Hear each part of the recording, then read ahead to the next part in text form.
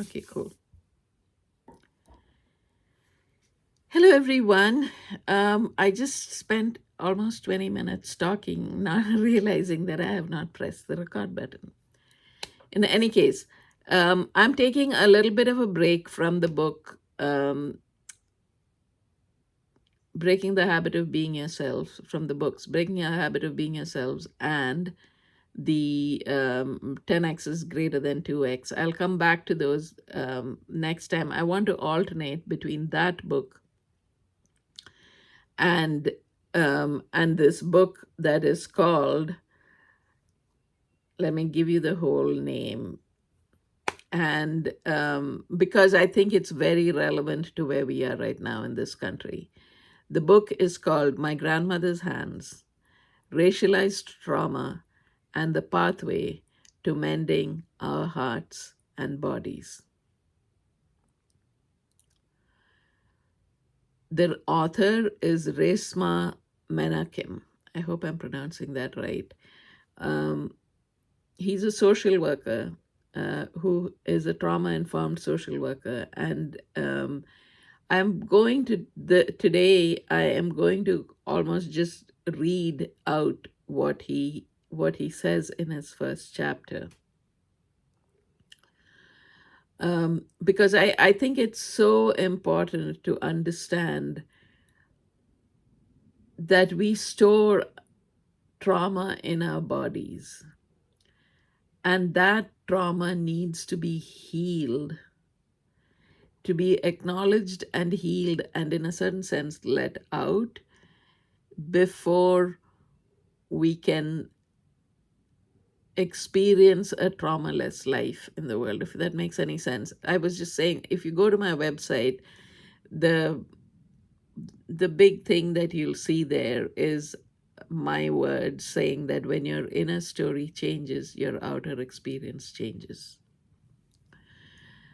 And part of what Resma is saying here, or my interpretation of that, is that the it is extremely important to understand how intergenerationally we have stored this trauma in our bodies. And he has exercises throughout the book that help us to work with it. And he says this at the beginning of the book. This is his first chapter, and like I said, I am just going to read this out because I think it's extremely relevant, especially to what we're experiencing right now in this country, in the United States.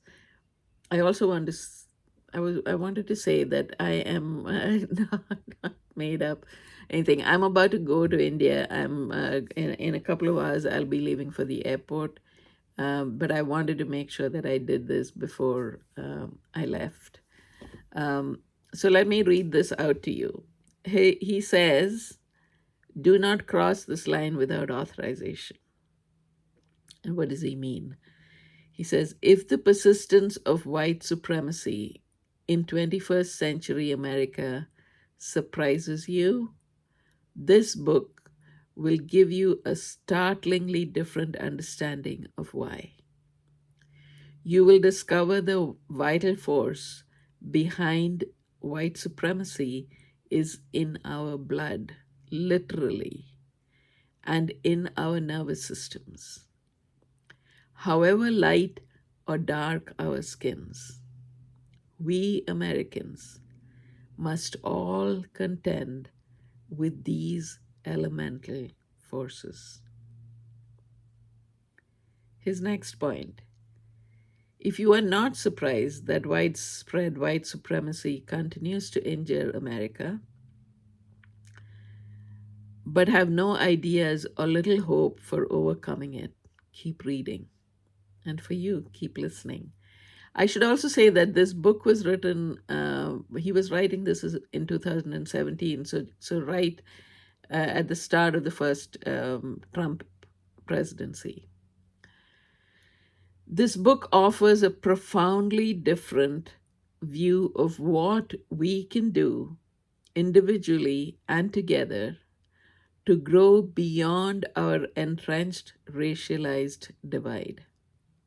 This process has little to do with ideology, politics, or public policy, and everything to do with neuroscience and the body. And that's why I think it also ties into what we've been talking so far. But this also seemed like a really important thing to be talking about in terms of racial divides and white supremacy. If you see white supremacy as a belief system or ideology, in this book, you will discover only a fraction of it exists in our cognitive brains. For the most part, white supremacy lives in our bodies. In fact, white supremacy would be better termed white body supremacy because every white skinned body, no matter who inhabits it, and no matter what they think, believe, do, or say, automatically benefits from it.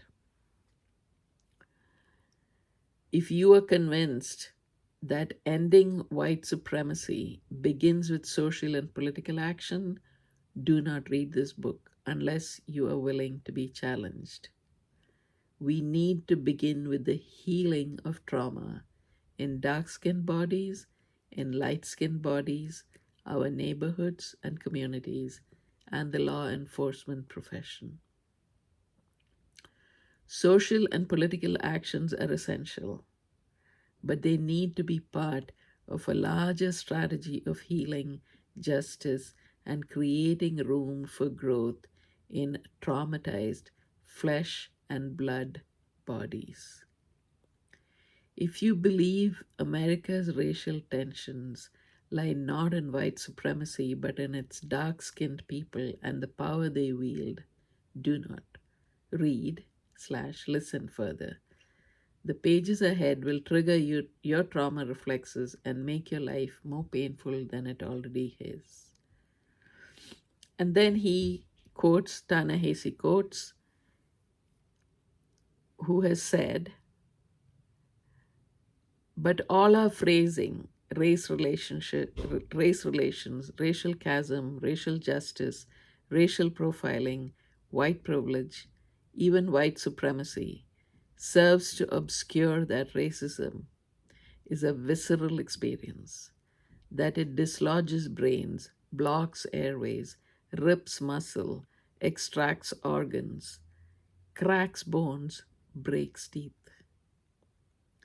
You must always remember that the sociology, the history, the economics, the graphs, the charts, the regressions all land with great violence upon the body. Ta-Nehisi quotes, Between the World and Me. I'll continue with this book later on, but I wanted to also tell you about something that I was really struck by. I'm also listening to Doctor to the autobiography of, oh my God, I'm forgetting his name. Um, the somatic uh, person. Let me go to my Audible. I'm sorry. I'm